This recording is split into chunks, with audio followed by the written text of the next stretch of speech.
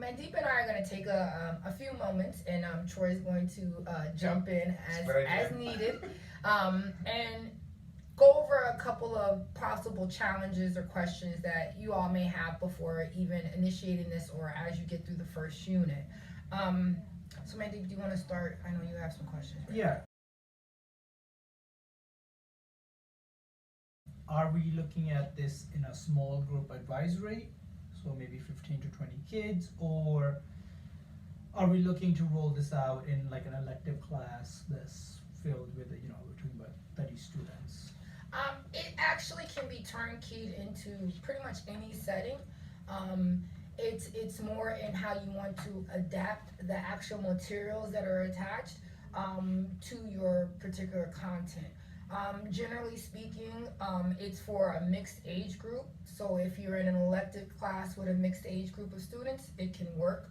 An advisory class, an after school program. It fits into pretty much any of the academic disciplines because it does have writing component. It is aligned to some of the Common Core standards.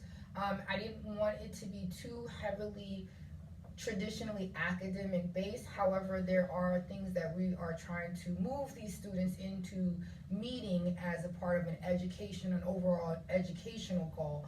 And so it does align to some of the standards in terms of making real work connections with the material or the content to the actual community and environment around them.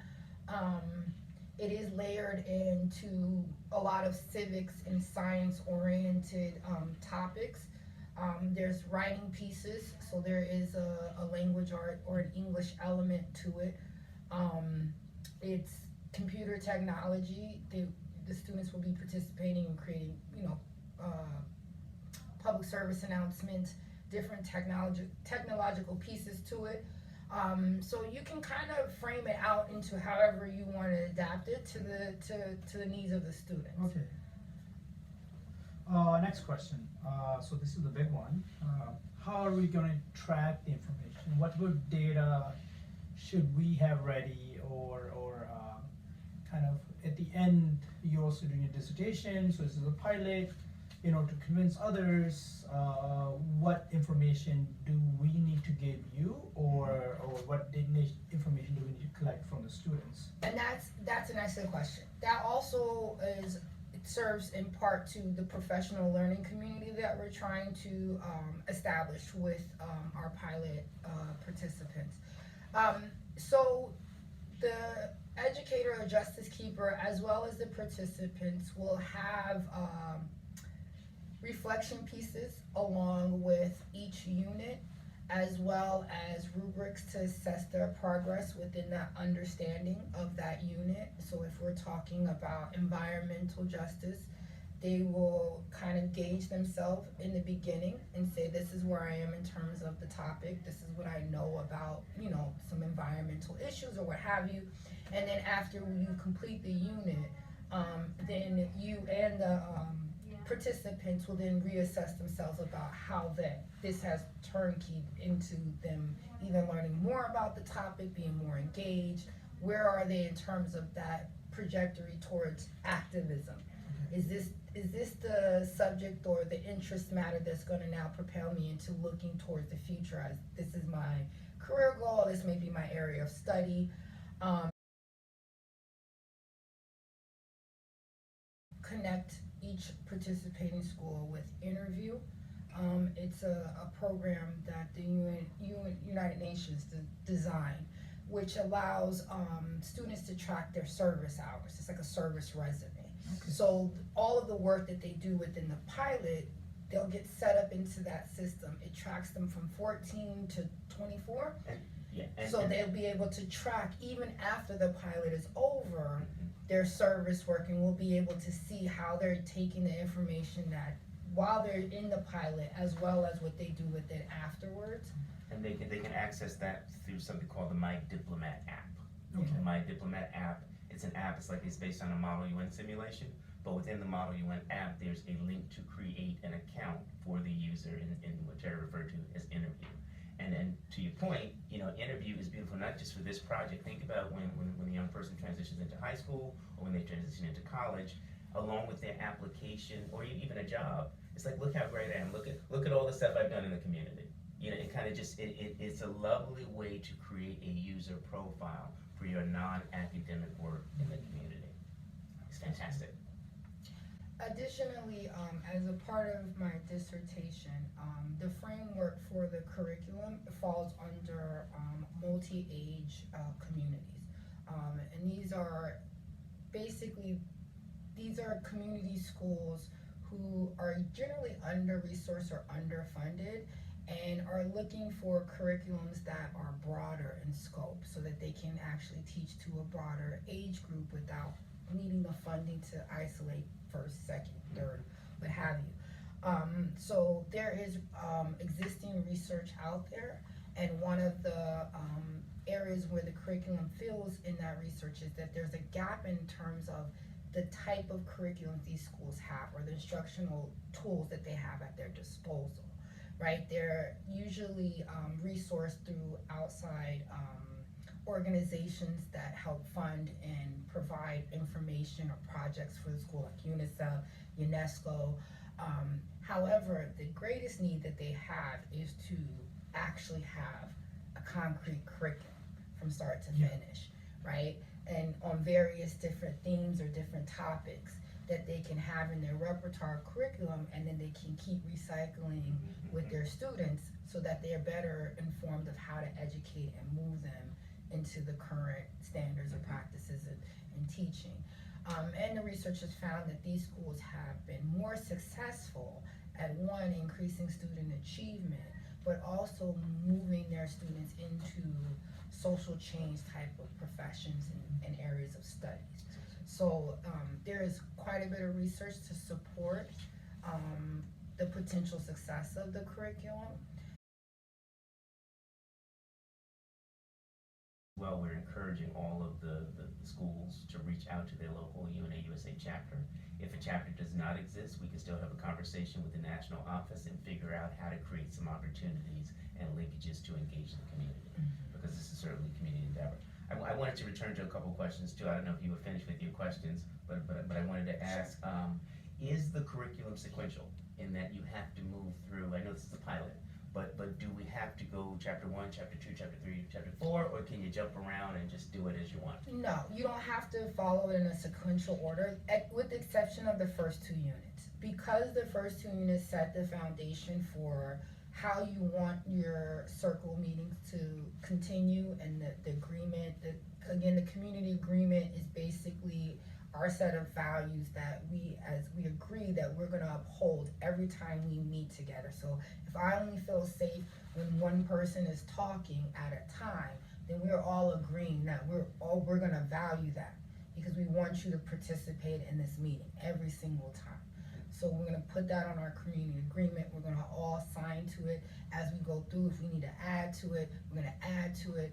And instead of us having to break up the group, and we're going to say, hey, you guys, we're going to follow our agreements, and we're going to stick to that, right? And it makes the students, what I found, when you're not directly addressing that they're doing something wrong, right? You don't want to punish their speech. Because right? they're excited. And that's generally what it is. Yeah. It's not a disrespect. It's just, I'm very passionate. This is how I feel, right? And so language sometimes becomes an issue, and you brought that up. I'm a little bit, with my older students, I always tell them there's a way, when we're passionate in our story, we tend to tell it the way we're feeling it. But then we sometimes say things because we want to be personally disrespectful about what's happened. We're going to avoid the personal disrespect, right? When you're passionate, you're going on, you're going to give me the conversation. I'm not going to break that.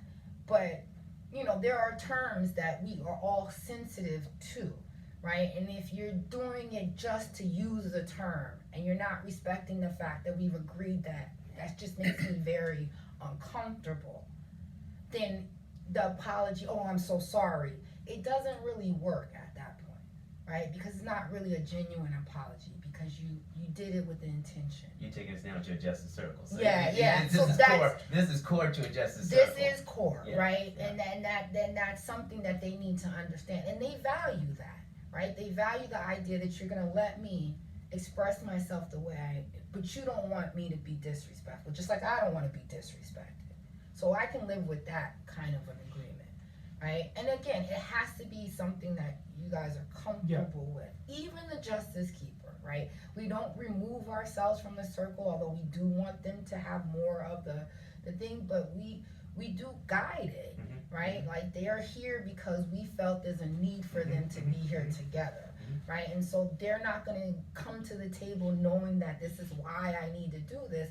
It's going to take a little bit of us saying that this is going to be different than how you've seen me before as your teacher, right? I'm not here to sit there and penalize you for having an opinion. It's like adult and adult. Yeah, right? Yeah. But I'm also want us to understand that we're in a respected environment, right? It still makes me uncomfortable to hear young kids curse and say these things, and that's not going to change just because we're in a circle sharing, right? And those things are just things we have to be open and honest about. We can't always be willing to kind of suppress our feelings and values too, to give, because then we're not allowing for that understanding of how speech is shared, right, and respected.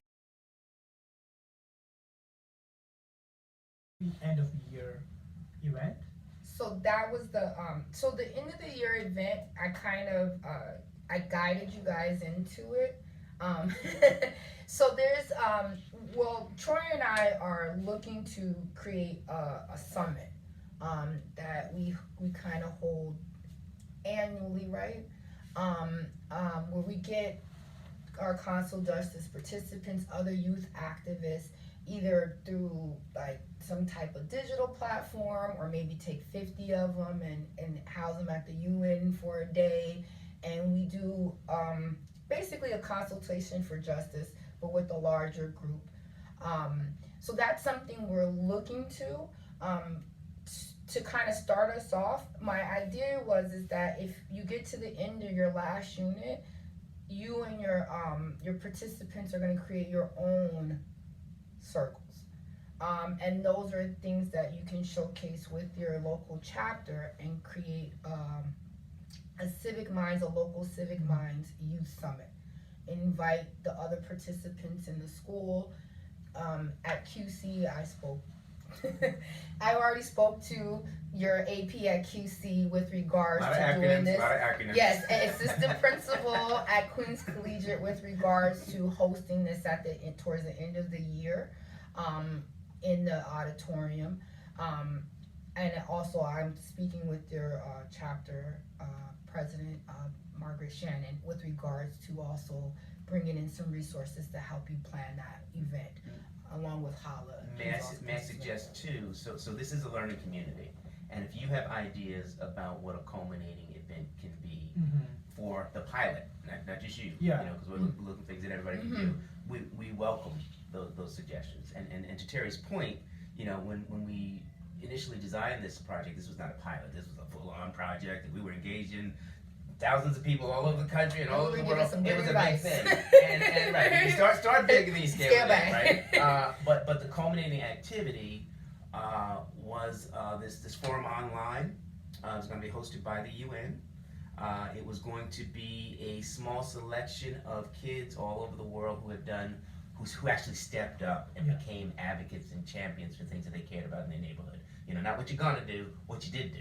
And we were going to feature them, this little soundbite, and have some kind of reception, and everybody else could kind of tune in online. And we were going to encourage them to do little celebrations within their schools. I still very much like that idea. Yeah. If that's something that, as a community, we decide is the best framework, be mindful that whatever we do this year, we're going to want to do in years to come. And so we want it to be something that's sustainable, something that is measurable, something that's impactful, something that has legs. So perhaps, in the next meeting or meetings in between, once the full community is established, we can kind of sit down and look at, okay, at the end, this is going to be the end project. What do you think? What do you think? What do you think? Kind of map it out and we execute. Yeah.